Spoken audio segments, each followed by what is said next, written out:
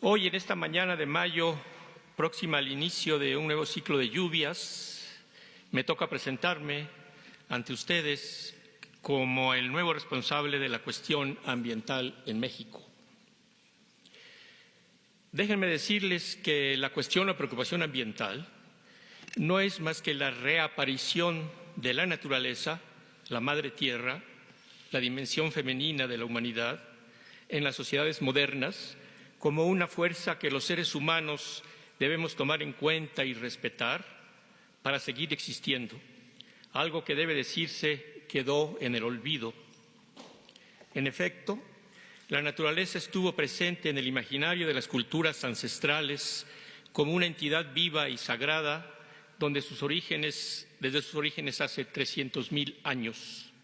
Y fue solo con el advenimiento de la modernidad materialista, tecnocrática, patriarcal y mercantil, que la naturaleza se convirtió en un ente a ser dominado y explotado, en un recurso natural externo, en un capital natural, en una máquina a ser analizada y escudriñada por el ojo frío, objetivamente frío, de una ciencia al servicio de la acumulación de la riqueza.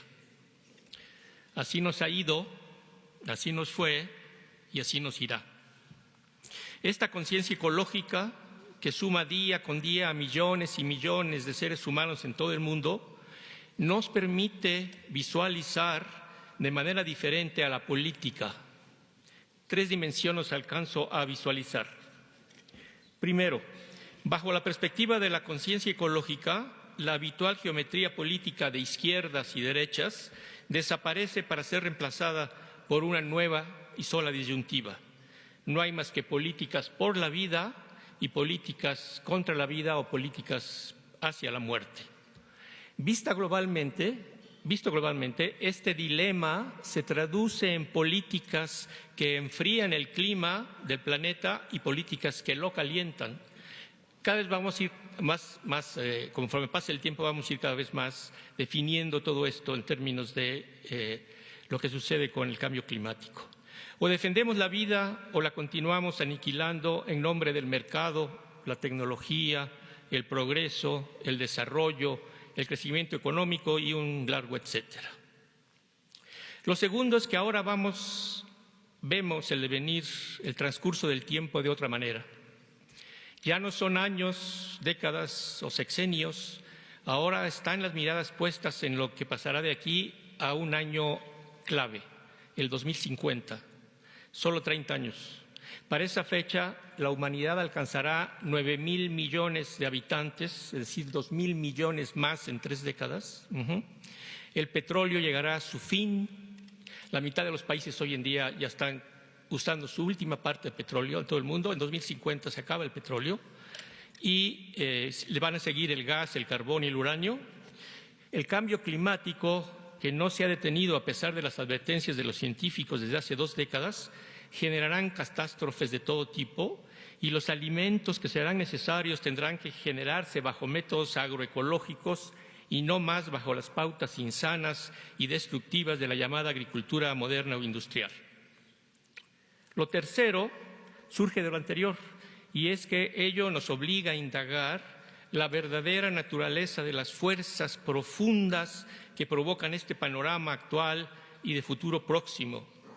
Y he aquí que coincidimos con la cuarta transformación, pues no somos los seres humanos los culpables de esta situación de crisis, como nos recuerdan un ambientalismo superficial y una ciencia acrítica, sino los culpables son una minoría de minorías parásita y depredadora, y esa minoría tiene un nombre, se llama neoliberalismo.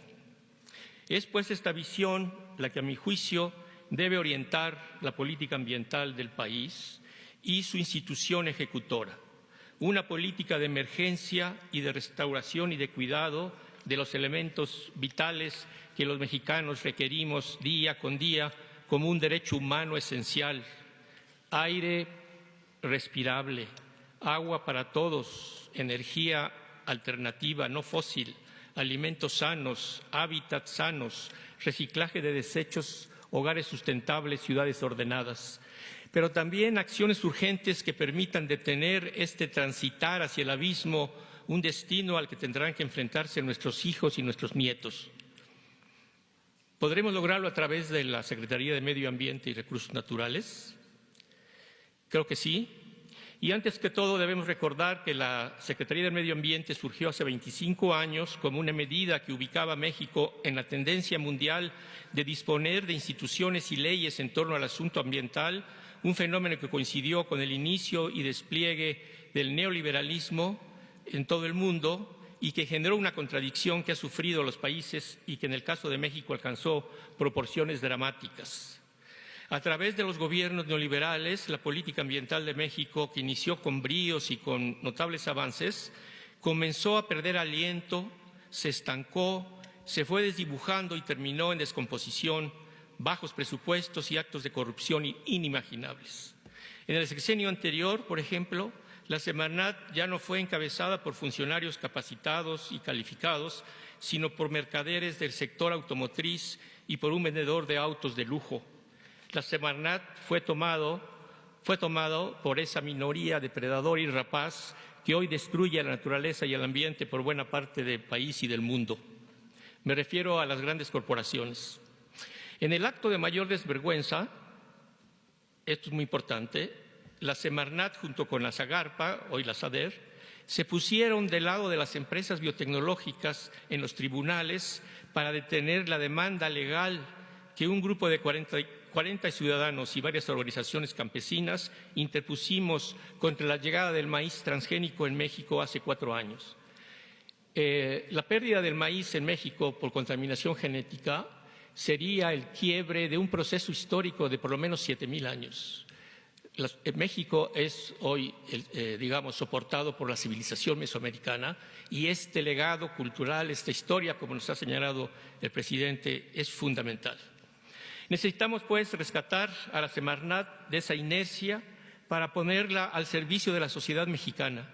Necesitamos promover leyes contra el fracking, contra el maíz transgénico y otros cultivos, por el agua para el uso humano, por la defensa de la biodiversidad, etcétera, etcétera. ¿Qué tenemos de nuestro lado? Muchas y muchos. Primeramente, un gobierno antineoliberal sustentado por 30 millones de votos y una sociedad cada vez más consciente que aglutina desde cientos, quizás miles de comunidades indígenas en resistencia ante los proyectos depredadores, lo que llamamos aquí el México profundo, que además ahí están las claves en todo el mundo para salir de la crisis del mundo moderno, hasta sectores urbanos, jóvenes de universidades, resistencias barriales, maestros democráticos que me consta han hecho esfuerzos para generar una conciencia ecológica entre los niños de las primarias en el país. La Iglesia católica que sigue la teología de la liberación ecológica a partir de la promulgación de la encíclica Laudato Si. Debemos entonces, creo, volcar a la Semarnat hacia los ciudadanos y hacia los colectivos. Debemos ciudadanizar la política ambiental. El país también dispone de los suficientes talentos, expertos y especialistas en ciencia para fundamentar técnicamente las decisiones y las acciones de la Semarnat y para alcanzar una ciencia para la sustentabilidad con ética y con conciencia. Vamos a procurar resarcir esta calidad científica y tecnológica. La última fortaleza, y con esto termino, es practicar el diálogo, como nos lo ha mostrado y demostrado el presidente López Obrador en estos meses. Solo la crítica y la autocrítica bien templada logrará madurar a la sociedad mexicana. Agradezco finalmente desde mi corazón al presidente de este maravilloso país su confianza y amistad.